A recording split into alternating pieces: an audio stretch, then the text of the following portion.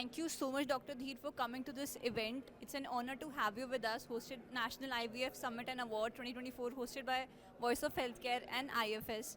Ma'am, my first question to you is, what are your thoughts about this event? Thank you so much. I would like to thank you all for inviting me here today.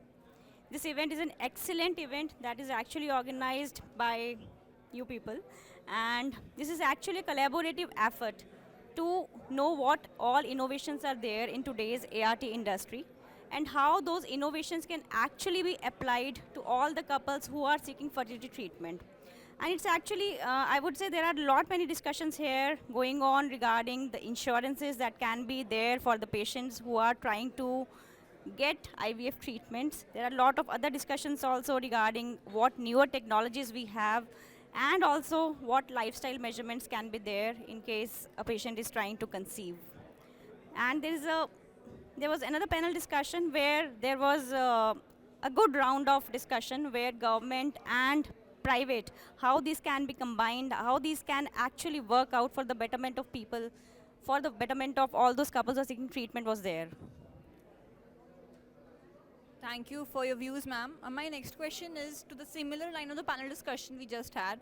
What recent technological innovation we had the most significant impact on IVF and fertility treatments? Look, IVF has transformed since the beginning of the first baby was born. It has transformed a lot. And there are a lot many innovations that are there in the present era. These innovations are in the form of, maybe in the form of artificial intelligence, how it can be used in IVF practice, and in the form of how we can select sperms for ICSI. ICSI is intracytoplasmic sperm injection. How we can select embryos also. Embryoscope is time-lapse imaging. So this is all which is going on nowadays. We have PGT available with us. PGT is pre-implantation genetic testing that helps to determine whether the embryo we are transferring back is actually a normal embryo, genetically normal embryo or not. So there are a lot many innovations, yes. Now, how they can be applied?